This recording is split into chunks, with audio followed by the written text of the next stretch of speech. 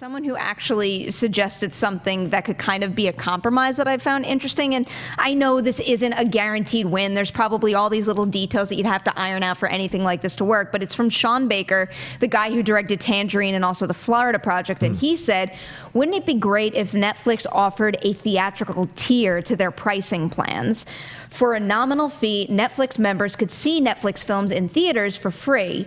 I know I'd spend an extra $2 a month to see films like Roma or Buster Scruggs on the big screen. You can do that. What make you of that? You can do that. Sign up for the AMC thing, and you can go right in the theater and see all the movies you want to see for $20 a month. There you go. There's your model. It already exists. But theaters shouldn't be working in conjunction with Netflix to get people into their theater to see screenings for free. I think that's a dangerous business model that will sink the theaters just as quickly as not. Haley? It's yet another extremely complicated. Netflix has essentially dissolved the lines between producer and distributor to an extent that we, again, the culture hasn't caught up with fully understanding how to deal with that yet, which is why we recently had the debates about, could Netflix have their own theater chains?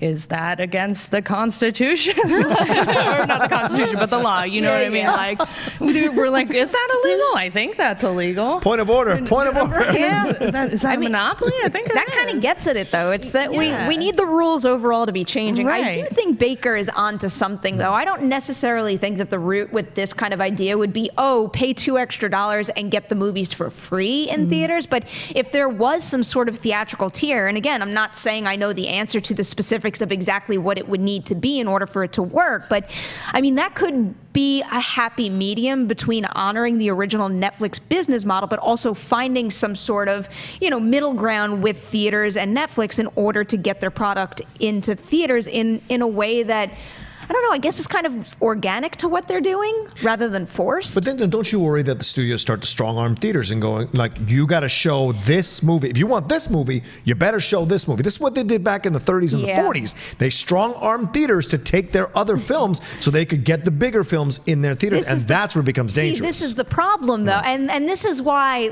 I am not an idiot. I know this industry is a business, but this is part of the problem, is that there is so much red tape and so much unnecessary control out there that's part of the reason we're being shoved into these kinds of corners now. It's because it's a business. Everyone wants to make money. Everyone wants to rise to the top, and no one is willing to play nice. And that's not cool. And I think that part of it is represented in how much money is being spent on Oscar campaigns. I mean, that's another rule that's very easy to fix in my eyes.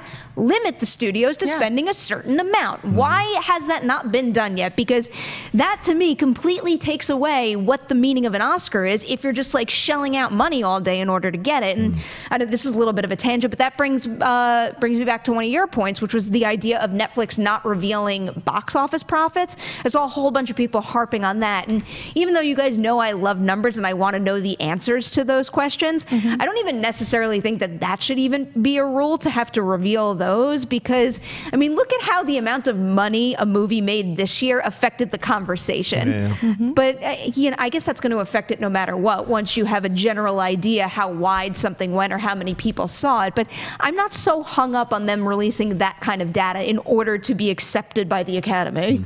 I'm not either. For me, that issue is more a matter of, like you said, it determines the conversation. So by only releasing the data that favors them and makes them look good, they are controlling the conversation in a way that's allowed to be a lot less honest than numbers that are just transparent. I think it shouldn't control the conversation, though. It should. You're right. And it does. That's the compromise that should happen of a tweet. That's the tweet that should be. You want to be considered for Oscars? Here's the compromise. You have to release your numbers for the films. If you put them in the theater or put them on your streaming service, you have to release the view numbers for everything. I think that's a fair compromise to make.